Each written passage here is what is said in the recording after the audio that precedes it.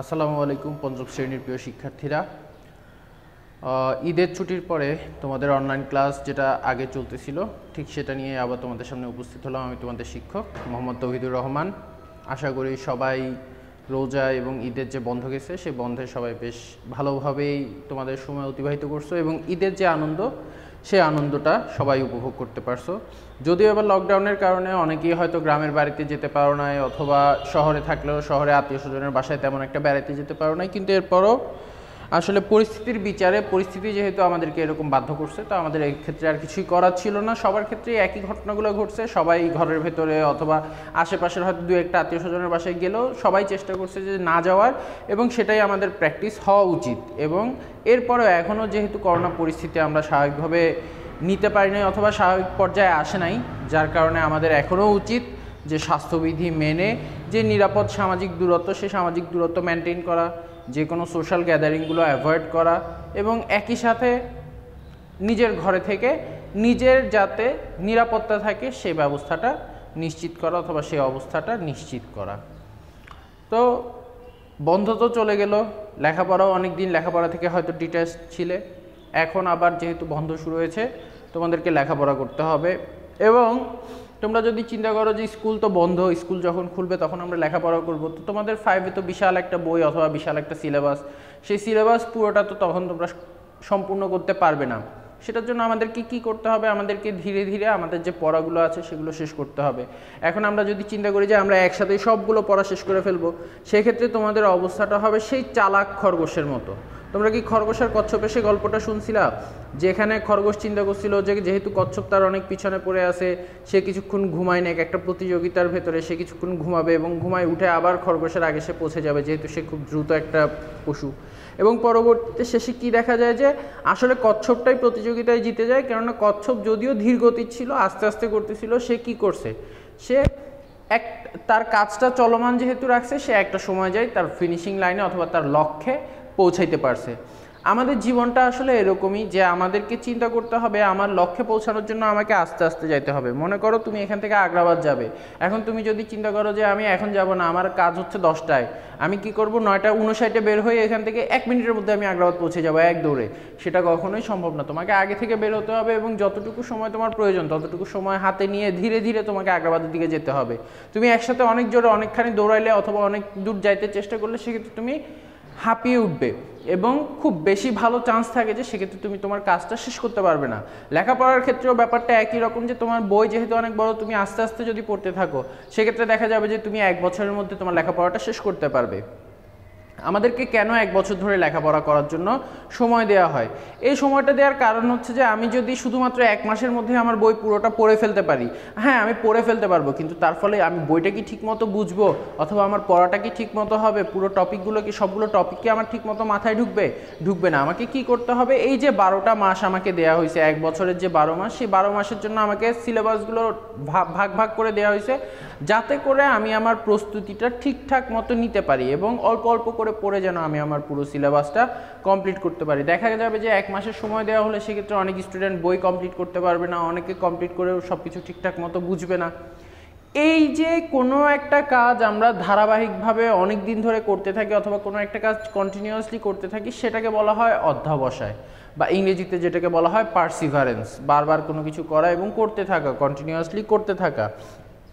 আমাদের এই অধ্যবসায় জিনিসটা আমাদের জীবনে, বাস্তব জীবনে সব ক্ষেত্রে, সেটা লেখাপড়ায় হোক অথবা যে কোনো কাজের ক্ষেত্রে হোক, আমাদেরকে সেটা ফলো করতে হবে।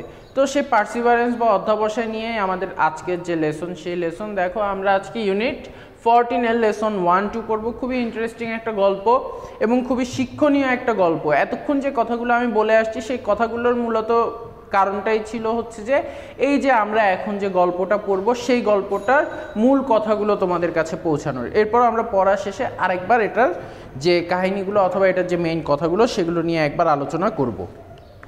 তাহলে তোমরা তোমাদের বইয়ের পেজ নাম্বার 54-এ চলে যাও এবং পেজ নাম্বার 54-এ গেলে সেখানে তোমরা দেখতে পাবে যে একটা ছবি দেওয়া আছে। দেখো যে এখানে একটা খরগোশ দাঁড়িয়ে আছে আর একটা কচ্ছপ হেঁটে যাচ্ছিল।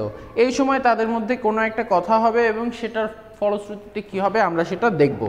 দেখো, ওয়ান ডে, একদিন, a hare was walking in the forest when he saw a tortoise. একদিন একটা খরগোশ জঙ্গলের ভেতর দিয়ে হেঁটে যাচ্ছিল। ওয়াকিং হচ্ছে হেঁটে যাচ্ছিল, অর্থাৎ কন্টিনিউয়াস ছিল, পাস্ট কন্টিনিউয়াস টেন্স, সেজন্য ওয়াজ ওয়াকিং। ইন দ্য ফরেস্ট, জঙ্গলে হেঁটে যাচ্ছিল। when, যখন, হি স, সে দেখলো, কি দেখলো? এ টর্টোয়াইজ। টর্টোয়াইজ মানে হচ্ছে কচ্ছপ। তাহলে একটা খরগোশ জঙ্গলের ভেতর দিয়ে হেঁটে যাচ্ছিল এবং সে হঠাৎ করে একটা কচ্ছপ দেখলো। তোমরা যারা খরগোশ অথবা কচ্ছপ দোনোটাই দেখবে, খরগোশ কিন্তু খুব দ্রুত দৌড়াইতে পারে, আর কচ্ছপ হচ্ছে খুব স্লো মুভিং, একদম আস্তে আস্তে আস্তে আস্তে চলবে। তো the hare was the fastest animal in the forest. জঙ্গলের সবচেয়ে দ্রুত গতির পশু কে ছিল? হেয়ার, খরগোশ। The tortoise was the slowest animal in the forest. আর অপরদিকে টর্টোয়াইস বা কচ্ছপ ছিল সবচেয়ে স্লো, ধীর, সবচেয়ে ধীর গতির পশু। The hare called out to the tortoise. Call out মানে হচ্ছে কাউকে চিৎকার করে ডাকা। তো খরগোশ চিৎকার করে টর্টোয়াইস বা কচ্ছপকে ডাকলো, হারি আপ, দ্রুত করো, ইউ আর সো স্লো, তুমি এত আস্তে চলো, কান্ট ইউ ওয়াক ফাস্টার, তুমি কি আরেকটু জোরে হাঁটতে পারো না? কান্ট ইউ রান, তুমি দৌড়াইতে পারো না? এখন যেহেতু কচ্ছপ আস্তে আস্তে চলে, যে আস্তে চলে তাকে যদি তুমি এরকমভাবে অপমান করো তাহলে সে নিশ্চয়ই একটু মনে কষ্ট পাবে। তো the tortoise felt angry and said to the hare. Tortoise রেগে গেল and said to the hare, এবং হেয়ারকে বলল, why don't we have a race, কেন আমরা একটা প্রতিযোগিতা করি না, আমরা একটা দৌড় প্রতিযোগিতা করি, মেবি আই ক্যান উইন, হয়তো আমি জিতে যেতে পারি। এখন খরগোশ জানে যে সে হচ্ছে যে সবচেয়ে দ্রুত গতির অ্যানিমাল, আর কচ্ছপ হচ্ছে যে সবচেয়ে স্লোয়েস্ট। তো সে তো এটা নিয়ে মানে দুষ্টামি করতে করতেই সে হাসতে হাসতে বলতেছে, the hare laughed and laughed. খরগোশ কিছুক্ষণ হাসলো, শিওর, অবশ্যই, আই উইল উইন, আমি এনা জিতবো। দ্য হেয়ার সেড, খরগোশ বলল। They agreed to start next to a big tree and finish at the river. তো তারা ঠিক করলো যে তারা প্রতিযোগিতা করবে, এবং একটা বড় গাছ তারা ঠিক করলো যে এখান থেকে আমাদের রেস শুরু হবে, এখান থেকে আমাদের প্রতিযোগিতা শুরু হবে, এবং নেক্সট টু দ্য রিভার, এবং নদীর কাছে গিয়ে আমাদের যে দৌড়, সেই দৌড়ের প্রতিযোগিতাটা শেষ হবে। Then they call their friends to watch. এবার সবাই সবার বন্ধুকে, অর্থাৎ খরগোশ তার বন্ধুদেরকে, কচ্ছপ তার বন্ধুদেরকে আসতে বললো, ইনভাইট করলো, যে আমন্ত্রণ করলো যে তোমরা আসো, এসে আমাদের রেস দেখে যাও। The hare stood beside the tortoise. স্ট্যান্ডের পারফর্ম হচ্ছে স্টুড, দাঁড়ানো। খরগোশটা গিয়ে টর্টোয়াইজের পাশে দাঁড়ালো, অ্যান্ড দ্য রেস বিগান, এবং প্রতিযোগিতা শুরু হলো। এই যে দেখো ওরা প্রতিযোগিতা শুরু করছে, এখানে দুইটা ইঁদুর ওদের দড়ি ধরে দাঁড়াই আছে, অর্থাৎ তারা যেখান থেকে শুরু করবে সেখানে কাঠবিড়াল আসছে, সাপ আসছে, এবং এর পাশে হচ্ছে সজারু। এরা সবাই আসছে এই রেস দেখার জন্য। আচ্ছা, এরপরের ছবিটাতে দেখো, এই যে খরগোশ ঘুমাই গেছে আর টর্টোয়াইজ হেঁটে যাচ্ছে। The hare ran quickly. Hare খুব দ্রুত দৌড়তে লাগলো, and in a few minutes, এবং কয়েক মিনিটের মধ্যেই the hare was out of sight. SIGHT, sight মানে হচ্ছে চোখের দেখা অথবা দৃষ্টিকোণ, পুরো দৃষ্টির বাইরে চলে গেল, অর্থাৎ হেয়ারটাকে আর দেখা যাচ্ছে না। টর্টোয়াইজ মনে করো অল্প একটু গেছে, কিন্তু এর মধ্যে হেয়ার অনেক দূরে চলে গেছে, যে ওকে আর দেখাই যাচ্ছে না। The hare said to himself, খরগোশ নিজেকে নিজে বলল, the tortoise is very far behind. Tortoise, কচ্ছপ, তো অনেক পেছনে পড়ে আছে। I can see the finish line, ওই যে আমি ফিনিশ লাইন দেখতে পারতেছি, অর্থাৎ আমাদের যেখানে রেস শেষ হবে আমি সেখানে দেখতে পাচ্ছি। I have time for a nap. Nap হচ্ছে অল্প সময়ের জন্য ঘুমিয়ে নেওয়া, বিশ্রাম নেওয়া। যেমন মনে করো দিনের বেলা হয়তো তুমি পড়তেছো, পড়তে পড়তে দেখা যাচ্ছে তোমার খুব টায়ার্ড লাগতেছে, তাহলে তুমি 5-10 মিনিটের জন্য একটু মাথা রেখে জিরাই নাও না, অথবা একটু ঘুমাই নাও না, এটাকে বলা হয় ন্যাপ, অর্থাৎ ছোট ঘুম, বিশ্রামের জন্য অল্প সময়ের জন্য ঘুমানো, সেটাকে বলা হয় nap. Soon the hare was asleep. অল্প সময়ের মধ্যেই খরগোশ যে ছোট ঘুমের কথা বলছিল সেটা না হয়ে সে গভীর ঘুমে চলে গেল। Under A big tree next to the path, PATH, path. আমরা আমাদের বাংলায় যে কথাটাকে পথ বলি সেটাকে ইংরেজিতে পাথ বলা হয়, ঠিক আছে? তাহলে হেয়ার কি করলো, একটা গাছের নিচে এসে, পথের পাশে একটা গাছের নিচে সে ঘুমাই পড়লো। দ্য টর্টোয়াইজ ওয়ার্কড স্টেডিলি, কিন্তু টর্টোয়াইজ বিশ্রাম নিল না, সে ক্রমশ হেঁটেই যাচ্ছে, হেঁটেই যাচ্ছে, on and on, on and on, সে হেঁটেই যাচ্ছে। হি ডিডন্ট স্টপ, সে কোথাও থামে নাই। Soon he pass the sleeping hare, এবং অল্প সময়ের মধ্যেই সে হাঁটতে হাঁটতে দেখলো যে খরগোশ ঘুমাই আছে, সে খরগোশের পাশে দিয়ে চলে গেল। The hare slept for an hour, সে কিছুক্ষণের জন্য ঘুমাবে বলে সে কতক্ষণ ঘুমাই গেল, প্রায় 1 ঘন্টা সে ঘুমে থাকলো। When he finally woke up, সে যখন শেষমেশ জেগে উঠলো, he looked at the finish line, say finish লাইনের দিকে তাকালো, অর্থাৎ যেখানে শেষ সীমানা সেদিকে তাকালো। He couldn't believe his eyes, সে তো দেখে নিজের চোখকে বিশ্বাসই করতে পারতেছে না।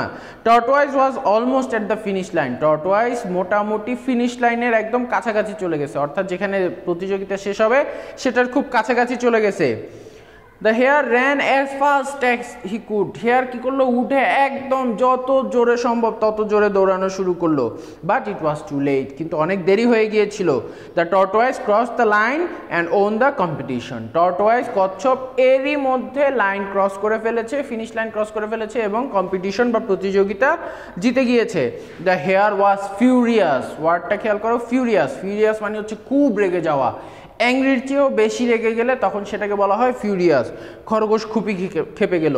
The tortoise look back at the hare and smile, tortoise পিছনে ফিরে খরগোশের দিকে তাকালো এবং হাসলো। দেন হি সেইড, এরপর সে বলল, slow but steady wins the race, অর্থাৎ ধীর কিন্তু যে চলমানভাবে কোনো কাজ করতে থাকে সেই প্রতিযোগিতায় জিতে যায়।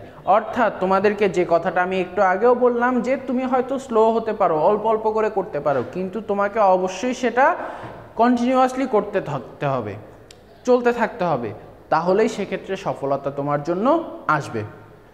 তাহলে দেখো তোমাদের জন্য কিছু ওয়ার্ডের মিনিং আমি এখানে লিখে রেখেছি। প্রথমে হচ্ছে ওয়ান্স, আমি যেটা লিখছি সেটা আসলে ওয়ান ডে আছে, যার কারণে এটাকে আমি মুছে দিলাম, এবং এখানে একটা সাইট, SIGHT সাইট, সেটাকে আমরা এখানে লেখা হয় নাই, সেটা লিখে দিচ্ছি দৃষ্টি। হেয়ার হচ্ছে খরগোশ, ওয়াকিং হচ্ছে হাঁটা, টর্টওয়াইজ হচ্ছে কচ্ছপ, ফাস্টেস্ট হচ্ছে দ্রুত, ফরেস্ট জঙ্গল, স্লো ধীর, অ্যাংরি রাগী, রেস প্রতিযোগিতা, ফিউ হচ্ছে কিছু, বিহাইন্ড পিছনে, ন্যাপ অল্প সময়ের জন্য ঘুমানো, পাথ পথ, স্টেডিলি চলমানভাবে, কম্পিটিশন প্রতিযোগিতা, এবং ফিউরিয়াস হচ্ছে রাগান্বিত। তাহলে এখন আমরা এই যে শব্দার্থগুলোর পরে এখন আমরা কিছু প্রশ্ন উত্তর দেখব, যে প্রশ্ন উত্তরগুলো তোমাদেরকে আমি এখন লিখে দিব। প্রশ্নগুলো তোমরা লিখে নিবে, উত্তরগুলো আমি বলে দিব এবং সেগুলো তোমরা প্র্যাকটিস করার চেষ্টা করবে।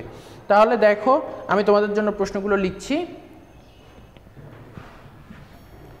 তাহলে প্রিয় শিক্ষার্থীরা দেখো তোমাদের জন্য আমি প্রশ্নগুলো লিখে রেখেছি। তোমরা জানো যে তোমাদের যে প্রশ্নগুলো আসবে তার মধ্যে একটা প্রশ্ন থাকে যে প্রশ্নটা তোমার আন্ডারস্ট্যান্ডিংয়ের উপরে ভিত্তি করে, অর্থাৎ সেটার উত্তর তোমাকে বইয়ে হুবহু দেওয়া থাকবে না, তোমাকে প্যাসেজ পড়ে এবং প্যাসেজের যে মিনিং অথবা প্যাসেজের যে মেসেজ সেই মেসেজ অনুযায়ী একটা প্রশ্নের উত্তর তোমাদেরকে করতে হবে। তো আমাদের একদম শেষের প্রশ্নটা হচ্ছে সে ধরনের, তবুও বাকি প্রশ্নগুলো আমরা একবার দেখে নেই যে what was a hare doing one day, একদিন খরগোশ কি করতেছিল। তাহলে আমাদের একদম প্রথম যে লাইনটা আছে যে one day a hare was walking in the forest, এই কথাটা লিখতে হবে। সাথে যদি তুমি হোয়েন হি স এ টর্টওয়াইজ এটা লিখতে চাও সেটা লিখতেও পারো, সেটা না লিখলেও সমস্যা নেই, তবে শুধুমাত্র one day a hare was walking in a forest এই কথাটুকু লিখে দিলেই হয়ে যাবে যে একদিন হেয়ার কি করতেছিল। আচ্ছা, 2 নম্বর প্রশ্ন দেখো, whom did the hare see how was tortoise. আচ্ছা, এখন এখানে 2টা অংশ এই প্রশ্নটায়। প্রথম অংশটা হচ্ছে whom did the hare C.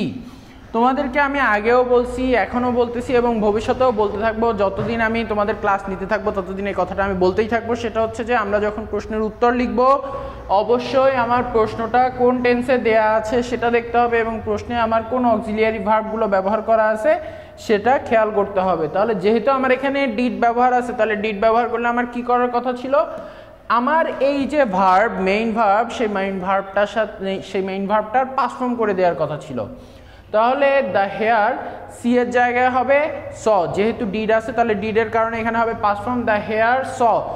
Home মানে হচ্ছে কাকে, কার সাথে দেখা হয়েছিল আমাদের হেয়ারের, টর্টওয়াইজের সাথে। তাহলে the hare saw টর্টওয়াইজ, A tortoise অথবা শুধু tortoise, the hare saw a tortoise. Tortoise was how, কেমন, টর্টওয়াইজ কেমন ছিল, টর্টওয়াইজ ওয়াজ ভেরি স্লো। টর্টওয়াইজ কেমন ছিল, টর্টওয়াইজ ওয়াজ ভেরি স্লো, অথবা tortoise was the slowest animal in the forest, সেটা লিখলেও চলবে। টর্টওয়াইজ ওয়াজ ভেরি স্লো অথবা tortoise was the slowest animal in the forest. 3 নম্বর প্রশ্ন, what did the tortoise offer.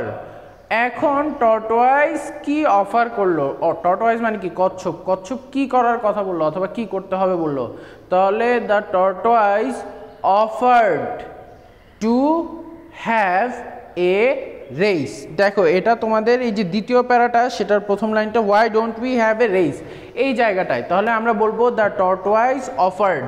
খেয়াল করো দ্য টর্টোয়াইজ হচ্ছে আমার সাবজেক্ট, এখানে ভার্ব দেওয়া আছে অফার আর অক্সিলিয়ারি ভার্ব দেওয়া আছে ডিড, তাহলে ডিডের কারণে ভার্বের পাস্ট ফর্ম আসবে। The tortoise offered ED offered to have a race, the tortoise offered to have a race. D number, where did they decide to start from and finish at? Where কোথায় did they decide তারা সিদ্ধান্ত নিয়েছিল to start from কোথা থেকে তারা শুরু করবে and finish at এবং তারা কোথায় শেষ করবে, তাহলে দুইটা জিনিস এখানে কোথায় তারা শুরু করবে এবং কোথায় তারা শেষ করবে। তাহলে they যেহেতু আবারও did আছে তাহলে decided, they decided to start from a big tree and finish at the river. They decided to start from the big tree and finish at the river. এই যে দেখো they agreed to start next to a big tree and finish at the river, এই লাইনটাও যদি লিখে দাও সেটাও হবে। Number ইতে আছে what happened to the hare, হেয়ারের কি হয়েছিল, তাহলে দেখো এখন তোমার আন্ডারস্ট্যান্ডিংয়ের যে প্রশ্নগুলো বলছি সেই আন্ডারস্ট্যান্ডিংয়ের এই দুইটা প্রশ্ন হচ্ছে আন্ডারস্ট্যান্ডিংয়ের, এটা হুবহু তোমাকে বইয়ে দেওয়া নাই, তবে আমরা জানি যে the hare started to run very fast, the hare started to run very fast and within a few minutes he was way ahead of the tortoise, সে টর্টোয়াইজ থেকে অনেক আগে চলে গিয়েছিল, অথবা এখানে কি লিখছে the hare ran quickly and in a few minutes he was out of sight, এটাও লিখতে পারো। এরপর সে কি করলো, এরপর সে ঘুমাইলো, এখানে বাকি যে কথাগুলো আছে সেগুলো না লিখে লিখতে হবে যে then he took a nap অথবা then he decided to take a nap, এরপর সে সিদ্ধান্ত নিল একটা ঘুমানোর, then he decided to take a nap, but when he woke up কিন্তু যখন সে ঘুম থেকে উঠলো the tortoise was already at the finish line, tortoise তখন অলরেডি কোথায় ছিল, ফিনিশ লাইনে ছিল। তাহলে আরেকবার আমি প্রশ্নটার উত্তর বলি যে the hare ran very fast and within a few minutes he was out of sight, then he decided to take a nap and the tortoise was, when he woke up the tortoise was almost at the finish line. আচ্ছা এটার উত্তর গেল এভাবে, এটা তোমাকে understanding অর্থাৎ বুঝে এটার অ্যান্সার লিখতে হবে এবং লাস্টেরটাও who won the race and why, দেখো হু ওন দ্য রেস এটা সবাই জানে, কে ইয়াতে জিতছিল, রেসে জিতছিল, the tortoise won the race and why, এই ওয়াই এর উত্তরটা হচ্ছে তোমাকে নিজে থেকে দিতে হবে, সেক্ষেত্রে তুমি কি লিখবা যে the tortoise was slow but he walked steadily, The tortoise was slow, tortoise slow ছিল বাট কিন্তু he walked, walked walked হেঁটে যাওয়া, কিন্তু সে হেঁটে গিয়েছিল steadily স্থিরভাবে এবং continuously, ঠিক আছে, that's why the tortoise won the race, এই জন্য টর্টোয়াইজ আমাদের রেসটা জিতে গেছিল। এভাবে করে তোমাদের প্রশ্নগুলো আসবে এবং যখন তোমরা প্রশ্নগুলো অ্যান্সার করতে যাবে সেক্ষেত্রে এই যে আন্ডারস্ট্যান্ডিংয়ের কোশ্চেনগুলো এগুলো একটু ভালোভাবে খেয়াল করবে এবং খেয়াল করে সেগুলোর উত্তর করার চেষ্টা করবে। আর আরেকটা জিনিস এটা থেকে আসতে পারে সেটা হচ্ছে যে ট্রু ফলস, তো তোমরা জানোই ট্রু ফলস কীভাবে আসে এবং কীভাবে অ্যান্সার করতে হয়। আরেকটা জিনিস সেটা হচ্ছে যে তোমাকে হয়তো একটা শর্ট কম্পোজিশন লিখতে বলতে পারে about the race of a hare and a tortoise, অথবা তোমাকে বলতে পারে write a short composition on slow but steady wins the race. সেক্ষেত্রে তোমরা এই পুরো গল্পটা না লিখে এই গল্পটার সার সংক্ষেপটা অর্থাৎ কিছু কিছু অংশ বাদ দিয়ে তোমরা সুন্দর মতো যাতে পুরো গল্পটা উঠে আসে সেই জিনিসটার চেষ্টা করতে হবে। তাহলে আশা করি তোমরা আজকের লেসনটা বুঝতে পারছো। নেক্সট ক্লাসে আমরা পরের লেসন নিয়ে আলোচনা করব। আর তোমরা তোমাদের বইয়ের পেজ নাম্বার 57-এ অর্থাৎ ইউনিট 14-এর লেসন 5 অ্যান্ড 6-এ একটা শূন্যস্থান আছে, সেই শূন্যস্থানটা করবে। যদিও শূন্যস্থান তোমাদের সিঙ্গেল লাইনে আসে, এখানে প্যাসেজ আকারে দেওয়া আছে, কিন্তু এরপরেও হয়তো এরকমও আসতে পারে, এখান থেকে এটাও আসতে পারে, এটাকে আলাদা আলাদা লাইন করে বিভক্ত করে দিল, সেটাও করতে পারে। তো যা থাকবে তোমার বইয়ে যে টপিক থাকবে অথবা যে ধরনের কোশ্চেন থাকবে সবগুলোই তোমরা অ্যান্সার করার চেষ্টা করবে এবং সবগুলোই তোমরা প্র্যাকটিস করার চেষ্টা করবে, কেননা সেগুলোর ভেতর থেকেই হচ্ছে বেসিক্যালি তুমি তোমার পুরো লেসনটা বুঝতে পারবে। তো আশা করি তোমাদের কারো কোনো সমস্যা থাকবে না। আর যদি সমস্যা থাকে সেক্ষেত্রে অবশ্যই তোমরা আমাদেরকে জানাতে পারো, তোমাদের টিচারদেরকে জিজ্ঞাসা করলে তোমাদের টিচাররা অবশ্যই সেগুলোর উত্তর দিয়ে দিবে, অর্থাৎ তোমাদের স্কুলের শিক্ষকেরাও তোমাদের উত্তরগুলো দিয়ে দিবে। তোমরা যেভাবে পারো সেটা আমাদেরকে ফোন করে হোক, ইউটিউবের কমেন্ট বক্সে কমেন্ট করে হোক, যেভাবে হোক তোমরা আমাদের থেকে প্রশ্ন করলেই সেই প্রশ্নগুলোর উত্তর আমরা দিয়ে দেওয়ার তোমাদেরকে চেষ্টা করব। তো আশা করি সবাই ভালো থাকবে, সুস্থ থাকবে এবং বাসায় থাকবে, নিরাপদে থাকবে। আসসালামু আলাইকুম।